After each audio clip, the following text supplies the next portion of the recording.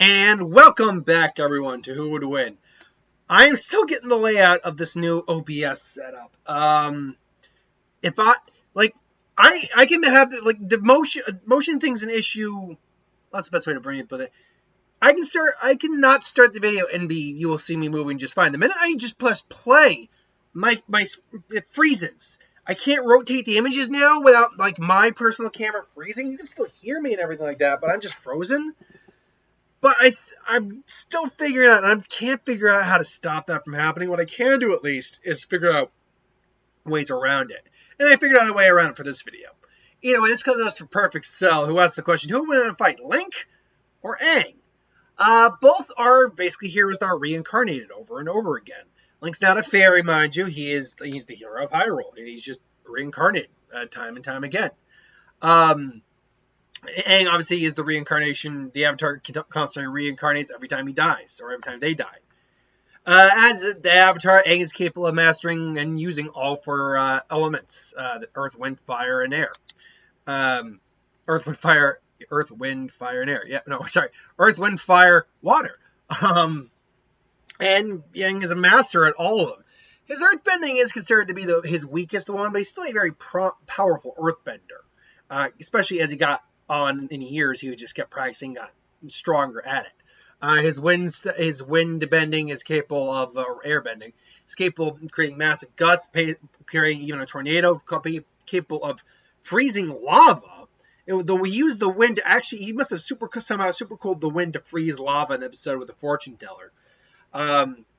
Great spheres to deflect attacks, fire attacks. He's actually a natural firebender, capable of creating large amounts of fire, and redirecting lightning. Very big, important detail there. Waterbending is actually the other one he's probably the second most proficient at. Capable of multiple combinations of waterbending, including the octopus. He can create ice. He isn't a healer though, so there is that.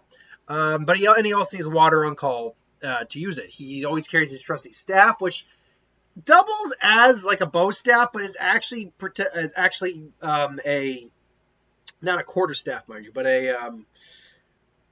is in fact a it doubles as a weapon, but it's actually a glider. And of course, there's the Avatar state, which basically summons all his past reincarnations, wisdoms, and experience into one spiritual medium body to wreak havoc on the opponent. And at that point, Aang is pretty much a force of nature, leveling the entire landscape, capable of taking on Sozin Common enhanced Fire Lords. And then we know he can also bend energy and take a person's bending away. Not that would really matter in this case. Link, obviously, I keep saying obviously. I don't play Zelda. My sister is the Zelda player. I'm not the Zelda player.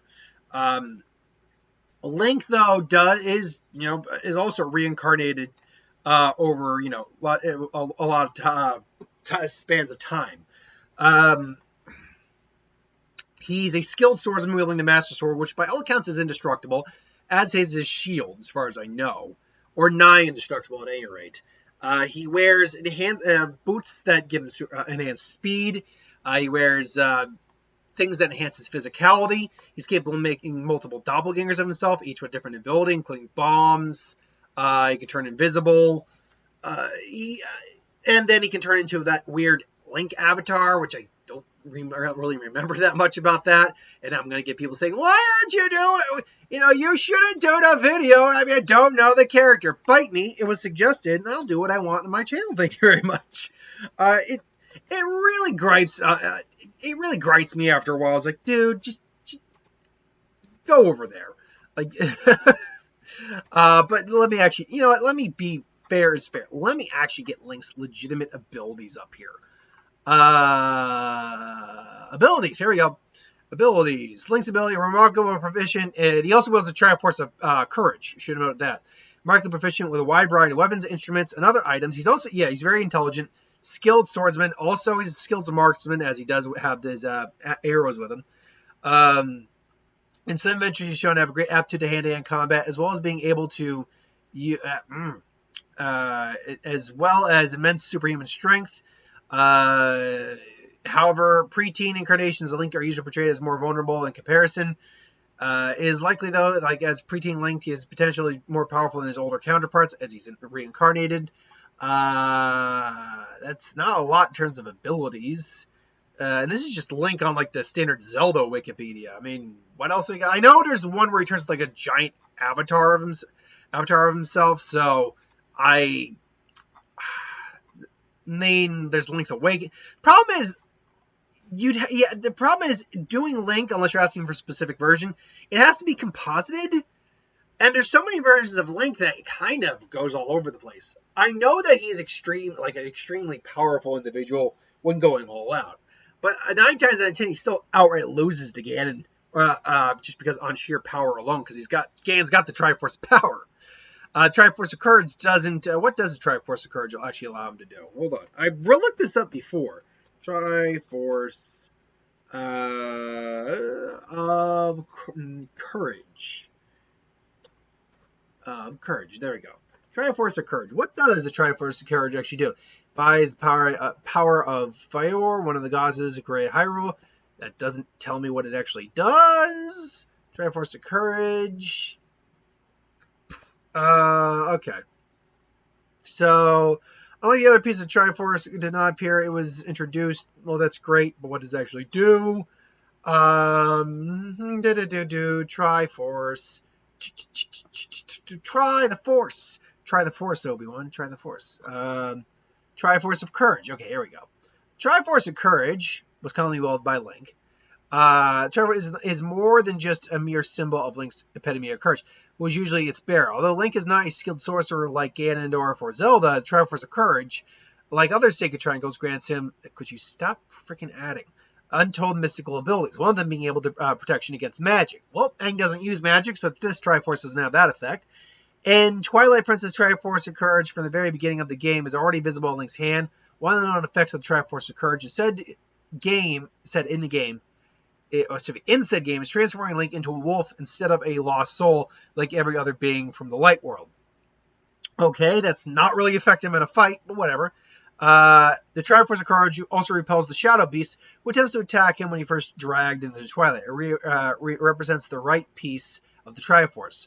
Although the Triforce of Courage seemingly did not exist in the original Zelda, the original Legend of Zelda, it's been introduced. Link endured the trials of the Great Palace, including defeating his own shadow, and recovered the Triforce of Courage, uniting it with Triforce of Wisdom and Power to become the ultimate Triforce.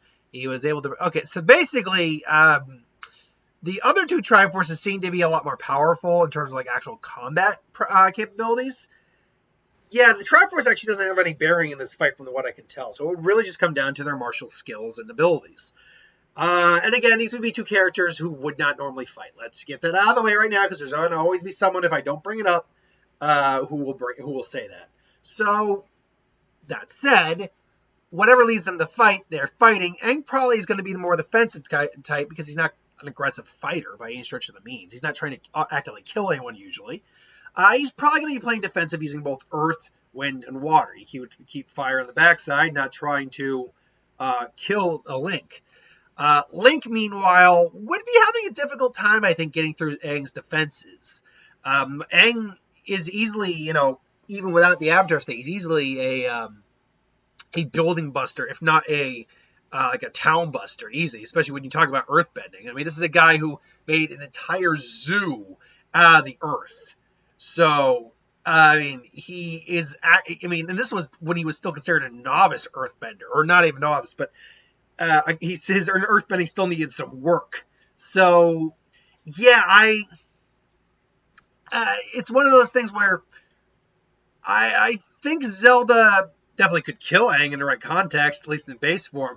But until they both get more serious, Aang is going to be able to keep him at a fair distance for a while. As Zelda's getting more serious using strategy, he maybe multiplies into his multiple forms, or disperses into his multiple forms, tries to set up a trap for Aang, maybe even tries to freeze him. I know he does have something that allows him to do that, like a freezing spell. Or some sort of time pause, if I'm not mistaken. But Aang, because he can just stay in the air, will just stay in the air for a while. Now, Link does have a glider too. Aang just can actually move on his own will, not just glide around. He can actually more or less fly. I think this will ultimately come down to when they are both pushed to their strongest, who is ultimately the stronger.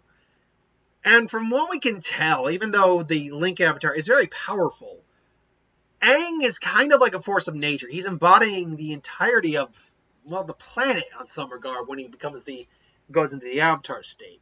Mind you, he isn't like truly, he's not like Captain Planet, not the representation of the Earth. He's just the balance between the Earth and the spirits, or the human world and the spirit world. So, take that for what it's worth. I think if it comes down to these two, these two in their peak, I think Aang's overall sheer power is going to be more than Zelda. I keep saying Zelda. Link's sheer power. That's something a lot of people who don't know Zelda always did by mistake, is called Link's Zelda, which is not the case. But I would probably lean towards Aang. Granted, Link does have the experience of age, so Link actually. But the minute that Aang goes into the Avatar state, that experience advantage not only is gone, it actually, or not only is evened out, it actually goes probably more to Aang because he's got the experience of all of those avatars, and even normal people in the Avatar world live pretty long. Kyoshi, I think they said, lived to like 200 and some odd years old. So that's a lot, and that was just her.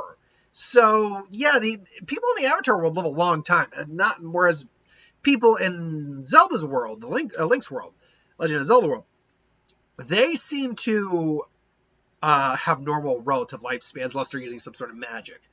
So experience-wise, as soon as they go into it, I was like, oh yeah, I got the experience of all my reincarnations. I got that plus this much more. So yeah, I think I'll lean towards Aang on this. But this is just my opinion. What do you think in the comments below? Until then, thanks for watching. Hope you enjoyed, and I'll see you next time.